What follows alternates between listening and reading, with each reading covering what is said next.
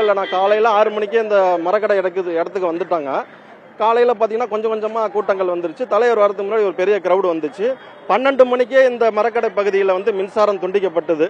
அதுக்கு முன்னாடி தலைவர் வரதுக்கு 5 நிமிஷம் வரைக்கும் இதெல்லாம் ஸ்பீக்கர் வேலை செஞ்சுட்டு இருந்தது. தலைவர் வந்ததுக்கு அப்புறம் அதுவும் தொழில்நுட்ப கோளாறுன்னு சொல்லி அதையும் கட் பண்ணி விட்டுட்டாங்க.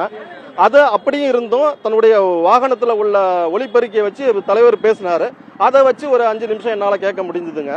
அதில் என்ன சொல்றாப்ல, இந்த அரசு அதாவது மண்ணை திருடி வித்தாங்க, மணலை திருடி வித்தாங்க, தண்ணியை வித்தாங்க, எல்லாத்துலயும் வித்தாங்க, சாராயம் கூட வித்தது அரசு. ஆனா இன்னைக்கு மனுஷன் உடம்புல கை வச்சிருக்கு. கிட்னியை திருடி விற்கிற அரசா இந்த அரசு இருக்கு. அதாவது காமராஜர் படிக்க வச்சாரு, இவங்க குடிக்க வச்சாங்க. இப்ப என்ன கிட்னியை திருடி விற்கிறாங்க. அதாவது இது முடிவு கிடையாதுங்க. இந்த மரக்கடையில 70-80களில் எம்ஜிஆர் பிரச்சாரம் பண்ணாரு. அவர் வரதுக்கு 2.5-3 மணி நேரம் ஆச்சு இங்க ஏர்போர்ட்ல இருந்து. இன்னைக்கு தளபதி வரதுக்கு 5 மணி நேரம் ஆச்சு. அதாவது தளபதி 234 தொகுதியிலும் பிரச்சாரம் பண்றது ரொம்ப கடுமைதாங்க.